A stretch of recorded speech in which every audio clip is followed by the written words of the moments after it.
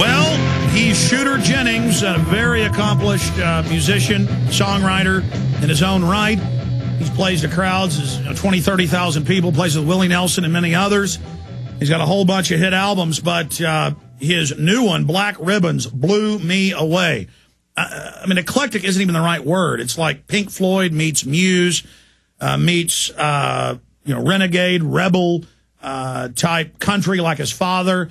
Really amazing. And it's got Stephen King with intros. And Shooter originally wrote it, and then King adapted it. So amazing. And then Shooter, I'm very proud. I'm honored. Also said a little bit of my ideas and things went into it. It's a radio talk show host who's introducing these. And I've just made a list of some of the tracks we're going to play. We're going to play some of them in entirety, others just in pieces. There's a little bit of French in there from, of course, Stephen King. And being on AM and FM stations, we did clip some of that out, some of the non-King's English. And, of course, the website is Shooter, like Bang Bang, ShooterJennings.com. We have it linked up on Infowars.com and PrisonPlanet.com. And, Shooter, it's great to have you back with us. Man, it's great to be on the air with you, buddy. Really. I noticed with this album, you're using a lot of New World Order Illuminati symbolism out in the open. Is that to identify what we're dealing with?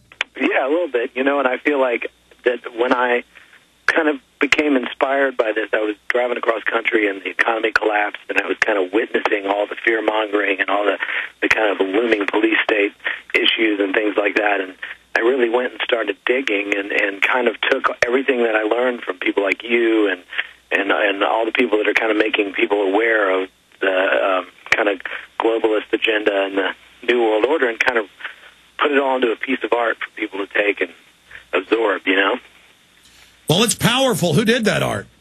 Well, the drawing on the front was drawn by a guy named Mike Sportis, who's a great artist, who's a good friend of ours, and a lot of the artwork on the inside was a collaborative effort between a fantastic artist named Sonny Kay and myself, all of who are really into like Infowars.com and Reality Sandwich and a lot of these websites that and kind of information sources, and we're all kind of grew up in this world and are trying to understand it ourselves, and thanks to a lot of these sources, we're able to kind of know about what's going on behind the scenes, what the media won't let you know.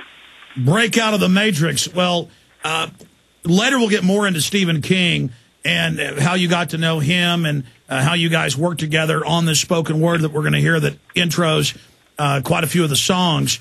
But going back to your previous music, it's extremely diverse as well. I mean, when did you first start waking up to the shadow government, the New World Order, the social controllers that are manipulating our reality? Well, I think, I'd always been kind of into exploring these kind of facets of the world, but it wasn't until about 2008 when the economy collapsed that with the 2-year-old daughter that I have, knowing that she's going to inherit this place and kind of seeing everything that was going on, I was driving across country, like I said, to go start doing this album, and really that it was right when the economy collapsed. All I had was me and talk radio, and I would pick up anything from Coast to Coast AM. One of the episodes, which had David Icke on it, I was picking up you when I was driving through Texas. I was picking up all kinds of different sources of this, and it was really the discussions that were going on just completely frightened me, man. And I really then once I reached LA and we started working on this record, I really dove head first into all the kind of information that you and all these sources were kind of trying to get people to wake up to, and it really infatuated me, and I really wanted to create, I want people to take from the album what they take from it. Yeah, it is a piece of art, but at the same time, and a kind of a fictional future, but at the same time, it's like all of these kind of prophecies, all these things you guys have been talking about are all coming true. And so it's like, we're people, I just want people to, just like you do, to inform themselves and do the digging, and you'll see that there's just a lot of bad things going on, People need to absolutely not even believe what you or I are saying, but realize there's a bigger world going on. There's a lot of things happening. We're at a key juncture in human development, and everyone can feel it, not just intellectually see it, but feel it. Either people are joining more with the dark side, more with the evil, or they're feeling called on a literal quest like child Roland the Dark Tower came to be part of history on the right side of history for this species and our future progeny. You're right, man. Nice Dark Tower reference, too. That's a fantastic story. Absolutely. Now, I'm going to play a lot of this today, and you were very gracious that I could air it all, but we won't have time, but I do plan on playing more of it later in the week. Shooter, why did you choose to premiere this? Because it doesn't come out till tomorrow here on my show. I'm extremely honored.